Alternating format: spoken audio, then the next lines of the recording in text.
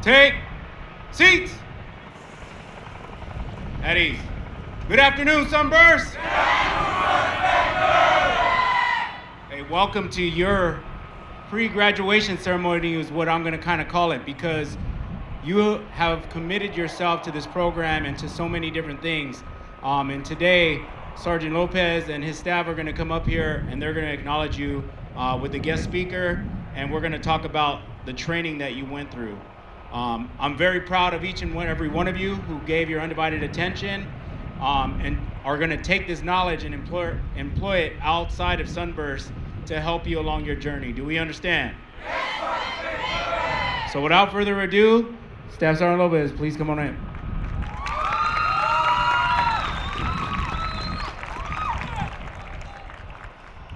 How y'all doing, Sunburst?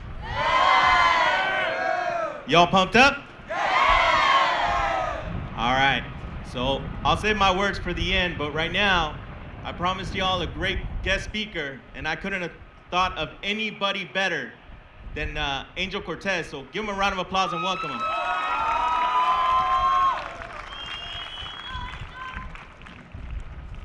Hello, everybody. My name's Angel Cortez, and I want to say, first of all, what you're doing is a great thing. I wish more individuals were willing to do something like this, and thank you for allowing me to speak in front of you. I am an entrepreneur. I have a small business. I work for a company that teaches federal agencies and all the way down to civilians who want to be better prepared to take care of themselves and their loved ones. And I'm about 2 classes away from earning my bachelor's in nutrition and dietetics. Before all this,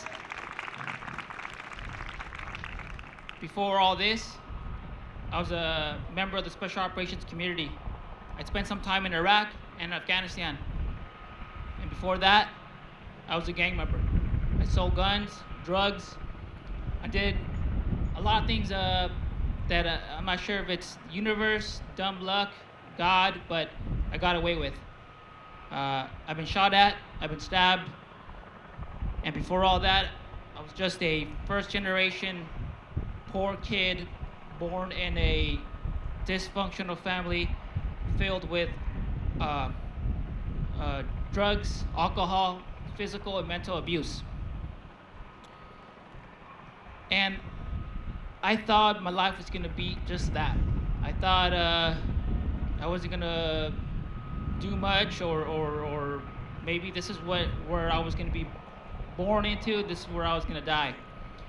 But I felt like I could do more. So things really changed once I stopped blaming the world for everything that was happening to me. Once I started taking accountability of my actions, and no matter what would happen, I would stay positive. I joined the military. I didn't know anything about the Special Operations community, but I wanted to be better. I passed basic training, I passed AIT, I went to Iraq, and I decided, you know what, if I can do all this, maybe I could do more. And I would see all the Special Forces guys, the Rangers, the SEALs, and I would see them do all this training, to do all this cool stuff, and I wanted to be part of that. And I remember when I first voiced my goals, my peers and some of my leadership laughed at me. I was 130 pounds, uneducated. I had nothing to my background that would guarantee success. Some of my leadership would tell me, if Staff Sergeant so-and-so went and tried for selection and he couldn't make it, what makes you think you could? And I would look at the Staff Sergeant and he looked like a Superman, and I didn't. But I just wanted to try. So I went for it. And that's when I learned that, yes, you have to pass the physical requirements, but it's all about mental toughness. And again, I didn't have anything in my name I wasn't a high school football star. I wasn't academically, above my peers or anything. But I was willing to learn. I was willing to listen. And along the way, I met more individuals that saw that and were willing to help me out. So it's not that I was given things, and it's not that I just decided to do this and that. It's a combination of both. You have to believe in yourself, no matter, even if you have little to no success in your life. Well, you have to build that success, and you have to learn from the individuals. And no matter what happens, stay positive. There's moments in my life where I didn't. It was hard. It was hard to think that anything good was going to happen, but I just stayed positive, and I kept at it, and I kept at it. When I felt like my time in the special operations community was over, I decided to go to school. I only had my GED, so even though I had been to war, I was afraid of school. But no one in my family had gone to college, and I wanted to do that for myself and for my family. So I went to school. The way I saw things, if I can apply myself at school how I would apply myself in the military, I should get maybe C's. Again, I failed everything in high school. The only thing I passed was math and PE. And PE, I don't think we can count, right? Next thing you know, I'm getting A's and B's. And then I wanted to be an entrepreneur. I wanted to be a businessman, but I didn't see myself, again, I didn't see myself as being a businessman. I didn't think I was that creative. Now, my company, OG Pumpkin, sells rash guards, t-shirts. I sponsor UFC fighters. I sponsor some skaters. And I give back to my community. I'm born and raised in Southern California. So when my time was up, I decided to come home.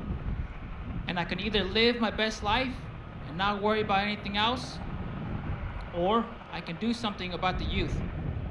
I go back home, my family's from Garden Grove and Santa Ana, and I see these kids that remind me of who I was when I was younger, right? I do a lot of community work, so being here means a lot to me. I don't believe in just standing there and not going for it and not doing something. And my life truly changed once I started providing a service, right? The military was something that was bigger than me. Going to school, even though I hated homework when I was in high school, the degree was something that was going to serve my family and show them, like, hey man, I know all of our parents are from Mexico.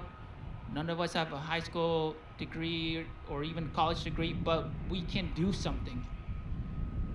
And now I get paid to basically shoot and skate. Well, I also sell skateboards. And I said earlier that I work for a company that works with federal agencies. Well, we teach SWAT teams, the FBI, and some celebrities. I work with a SpaceX engineer who likes to shoot. So to be successful, I'm not saying that, hey, you have to tuck in that shirt, you gotta go to an office and work that 9 to 5 for people or things that you don't have a passion about.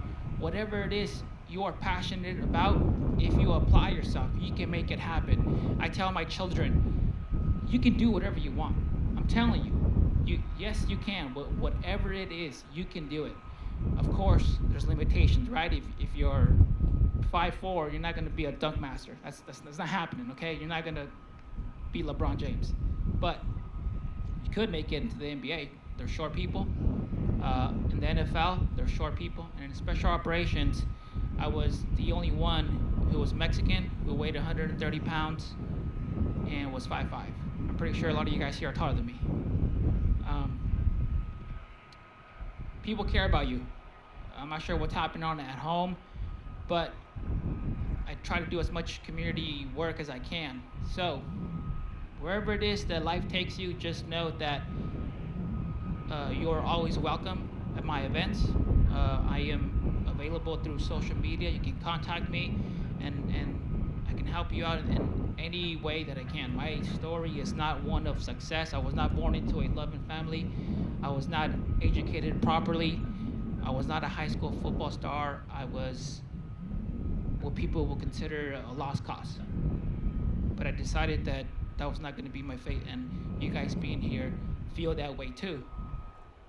And I know there's ups and downs in your head of what you can and cannot do or whatever, but just, I'm telling you, life is a roller coaster, right? There's ups and downs, but it's up to you to have more ups. You just got to believe in yourself. Thank you for your time.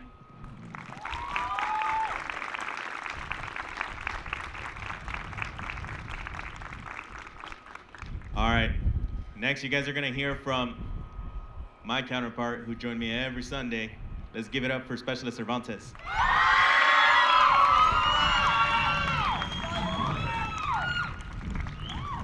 Hey, good morning, everybody.